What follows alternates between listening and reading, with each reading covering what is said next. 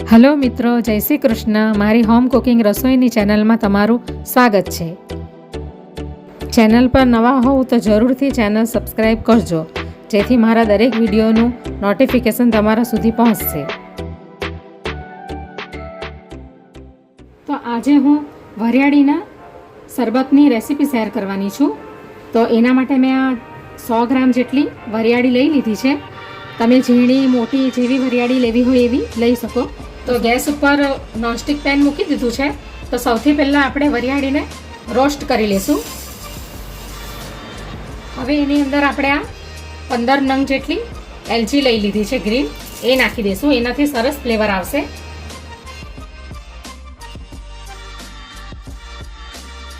આપણે આ વરિયાળીને એકદમ બરાબર નથી શેકવાની, આપણે ખાલી એને 2 થી 3 મિનિટ જ શેકવાની છે. એટલે એનું જે કંઈ બી મોઇશ્ચર હોય એ બધું સુકાઈ જાય અને શરબતનું પ્રીમિક્સ આપણું લોંગ ટાઈમ સુધી ચાલે. તો હવે 2 થી 3 મિનિટ થઈ ગઈ છે અને વરિયાળી રોસ્ટ પણ થઈ ગઈ છે. તો હવે આપણે બસ આ ટાઈપની જ વરિયાળી આપણે શેકવાની છે, એને વધારે નથી શેકવાની. હવે આપણે ગેસને બંધ કરી દઈશું અને વરિયાળીને ઠંડી પડવા દઈશું. તો વરિયાળીને મેં ડીશની અંદર શિફ્ટ કરી લીધી, એટલે કે જલ્દીથી ઠંડી થઈ જાય. તો હવે ઠંડી થઈ ગઈ છે. તો હવે આપણે એની અંદર બાકીના ઇન્ગ્રેડિયન્ટ્સ નાખીશું. તો આપણે એની અંદર અડધી વાટકી જેટલી ખસખસ નાખીશું. આ ખસખસની તાસીર ખૂબ ઠંડી હોય છે અને વરિયાળી પણ ખૂબ ઠંડી હોય છે. હવે એને બેલેન્સ કરવા માટે આપણે આ થોડાક 1 ચમચી જેટલા મરી નાખીશું. મરીની તાસીર ગરમ હોય છે એટલે થોડુંક બેલેન્સ થઈ જશે, ઠંડુ અને ગરમ. હવે આપણે આ મિશ્રી નાખીશું. આ ખડા સાકર છે અને એને મેં 400 ગ્રામ લઈ લીધી છે. તો હવે આપણે આ પણ ખૂબ ઠંડી હોય છે તાસીર એની, તો આ પણ અંદર નાખી દઈશું આપણે. તો 100 ગ્રામ વરિયાળી લીધી છે અને એના કમ્પેરમાં મેં 400 ગ્રામ મિશ્રી લીધી છે. આવી ગાંગડા સાકર, જેને ખડા સાકર બી કહે છે અને મિશ્રી પણ કહેવામાં આવે છે. હવે આપણે આ બધા મિશ્રણને મિક્સીમાં પીસી લેશું અને એનો પાવડર બનાવી લેશું. થોડું થોડું કરીને આપણે પીસી લેશું એને. એકદમ ફાઇન એને પીસવાનું છે.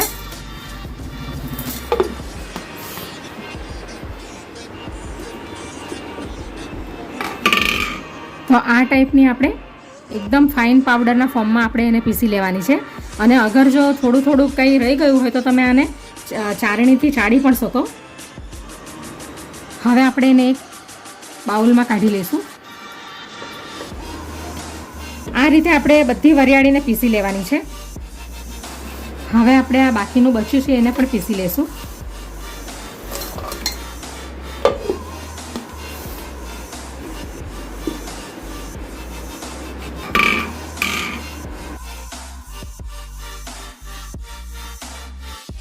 તો હવે વરિયાળી અને સાકર બધી સામગ્રીને આપણે પીસી લીધી છે બરાબર, એકદમ ફાઇન.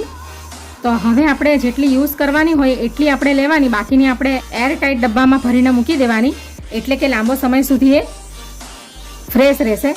જ્યારે પણ તમને શરબત પીવાનું મન થાય ત્યારે તમે આને ઉપયોગમાં લઈ શકો છો. આ એક જાતનું આપણે પ્રીમિક્સ તૈયાર કરી લીધું છે વરિયાળીના શરબતનું.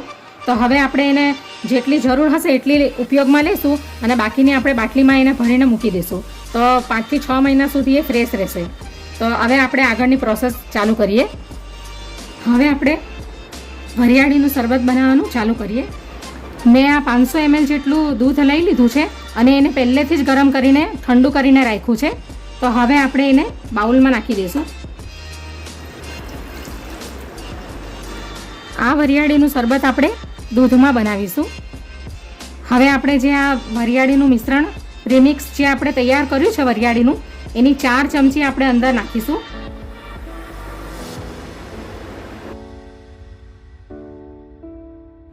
હવે આપણે એની અંદર આ તકમરિયાને મેં પલાળીને રાખ્યા છે 2-3 કલાક પહેલાં.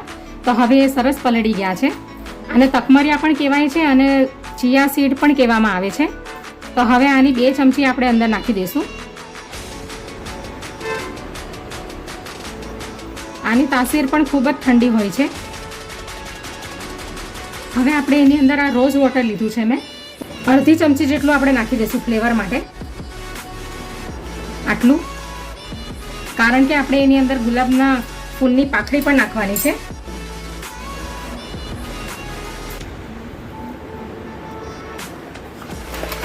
હવે આપણે એની અંદર આ બરફના ટુકડા નાખી દઈશું.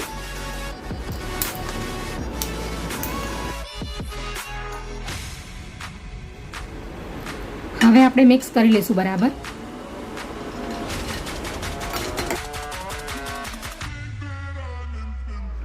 હવે આપણું વરિયાળીનું શરબત રેડી થઈ ગયું છે. હવે આપણે એના ગ્લાસમાં સર્વ કરી લઈએ. તો તૈયાર છે એકદમ હેલ્ધી અને ઠંડુ, ઉનાળાની ગરમીમાં રાહત આપે એવું વરિયાળીનું શરબત. તો હવે આપણે એને ગ્લાસમાં કાઢી લઈએ.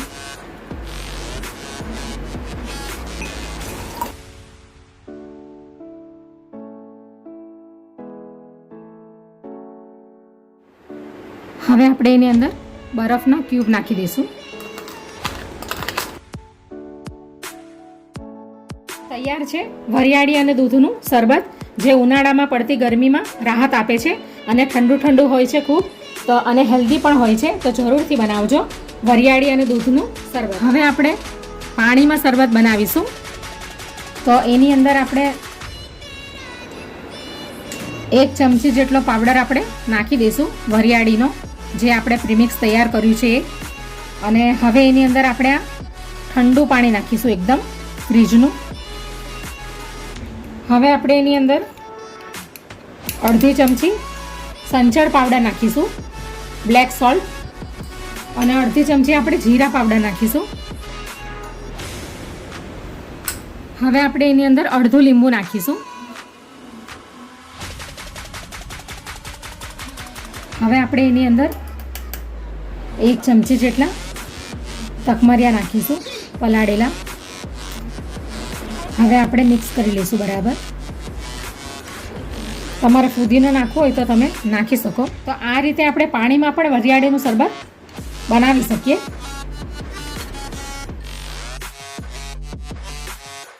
હવે આપણે અંદર બરફનો ટુકડો નાખીશું. તો આપણું આ શરબત પણ રેડી થઈ ગયું છે પાણીનું. એકવાર આપણે આ પ્રીમિક્સને તૈયાર કરી લઈએ વરિયાળીના, પછી આપણે એને પાણીમાં દૂધમાં શરબત બનાવીને પી શકીએ. બંને રીતથી તૈયાર છે પાણીમાં વરિયાળીનું શરબત.